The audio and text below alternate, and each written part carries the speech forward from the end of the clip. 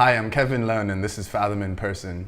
Today we have Brian Davidson, our US economist. Brian, you just wrote a research piece, The Rise of American Zombies. Sounds kind of scary. What is it about? Well, Kevin, it's about zombies, and most people, when you talk about zombies, you might think of the movies, think of these semi-lifeless characters walking around, infecting other people. In the economic sense, zombies are not quite that scary, but they still are a problem for the economy. And yes, we have found the existence of zombies in the United States.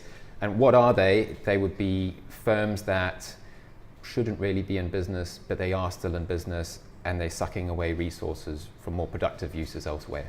That doesn't sound very good. How exactly do you define a zombie in an economic sense? Well, there's a few technical ways to define zombies, and most of them revolve around whether these firms generate enough earnings to meet their interest payments. So what we look at is the interest coverage ratio. Now, we've done this for 10,000 firms, publicly listed firms, over the last 25 years, and we've identified firms that have interest coverage ratios of less than 1. In other words, they don't generate enough earnings to cover their interest payments. That sounds really bad and probably not a good thing for the economy. What sort of broader macro impact are these zombies having? Well, when we set out to do this, the reason we actually started to look at this is we believe, productivity growth has been very weak in the United States since the financial crisis. And we think one of the reasons for this is that interest rates have been so low, which has depressed the corporate default rates. In other words, low interest rates means that firms are being kept alive, they're becoming zombies, and this is contributing to the weak productivity that we're seeing in the overall economy. So if you have a lot of zombies, really it's a problem for your country, because a problem for your economy, because you want resources to be put to more productive uses.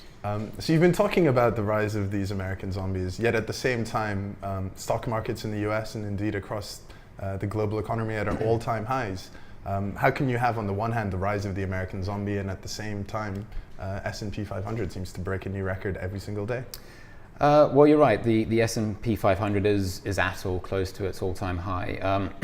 Valuations look a little bit stretched.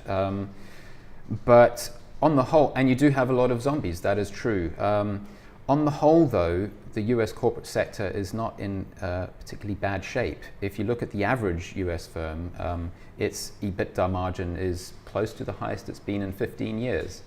Corporate profits are also, as a share of GDP, are also close to the highest they've been in 50 years. So on those measures, the stock market, American firms look in decent shape, but at the same time you have this existence of zombies. It's almost like a parallel world of zombies and highly productive firms. But for the zombies to die, yes, interest rates will need to rise. And the Fed is hiking interest rates. Do you think further Fed hikes have the potential to slay the zombies and regenerate the US economy? Well, if you're a fan of horror movies and zombie movies, you'll know it's very difficult to know how to kill zombies, and I think the same could be made. The same argument could be made in the real world, in the economic sense. So higher interest rates, yes, they might kill a few zombies.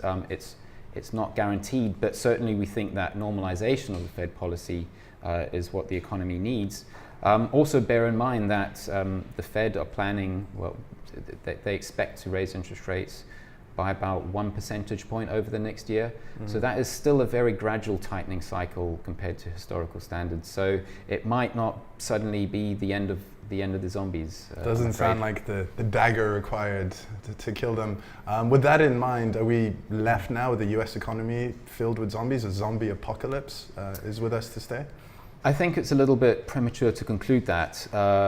That being said, if interest rates do stay very low forever and these firms are able to stay alive, firms that otherwise would have died, then yes, we will have a problem on our hands, and that certainly is a risk. Let's hope that doesn't play out. Thank you, Brian. That was great. Thank you.